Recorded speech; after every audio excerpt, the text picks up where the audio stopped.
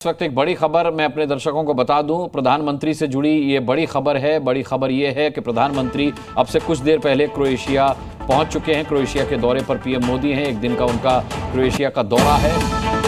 प्रधानमंत्री क्रोएशिया के दौरे पर हैं। ये तस्वीरें आप देख सकते हैं।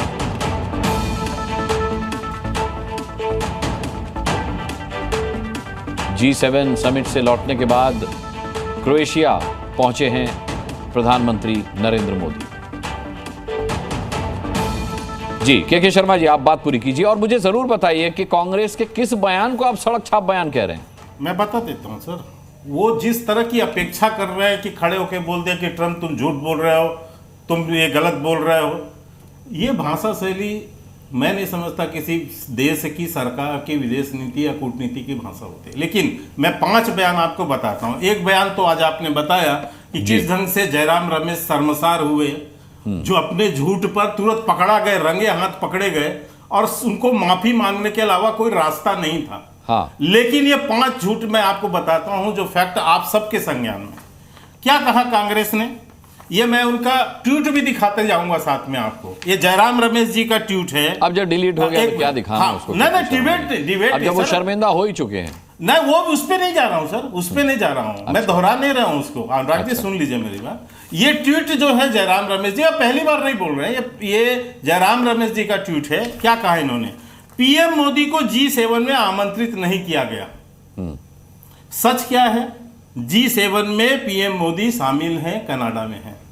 और ये ट्वीट करके कहा था जयराम रमेश ने, और ये कहा था 3 जून 3:25 में उनका ट्वीट आया। अब दूसरा झूठ क्या था, भारत समेत 14 देशों के लिए सऊदी अरब का वीजा नहीं। ये कौन थे, ये पवन खेड़ा। ये पवन खेड़ा साहब ने ट्वीट करके बताया था और ये कहा था कि साहब इनको जो है वीजा नहीं, जबकि इसकी भी सत्यता सामने आई कि वहां पर बहुत भीड़ हो गई हज में और वहां किसी तरह की दुर्घटना ना हो, इसलिए सरकार ने थोड़े से कदम उठाए हैं और उसमें अस्थायी रूप से रोका है।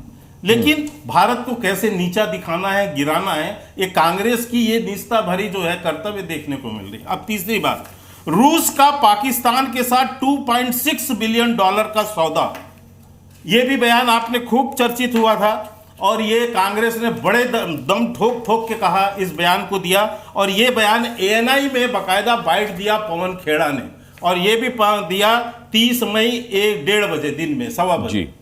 अब चौथा बताता हूं, पाक सेना प्रमुख को अमेरिका ने सेना दिवस समारोह में आमंत्रित किया। ये किसका बयान है साहब, ये है जयराम रमेश। ये भी ANI को उन्होंने बाइट दिया और क्या कहा है इसमें कि he gets a special invitation for the US Army Day। और ये मेरे पास US आर्मी का ये है ट्वीट है, 15 जून को वहां US आर्मी ने अपना सेना दिवस मनाया।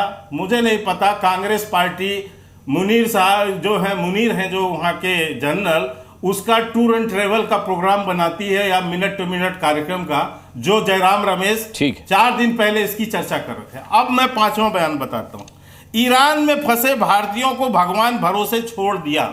ये कौन बोल रहे हैं, ये पवन खेड़ा बोल रहे हैं।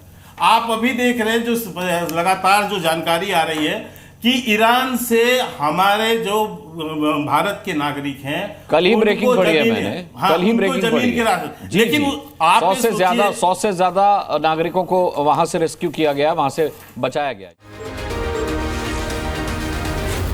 Zee News।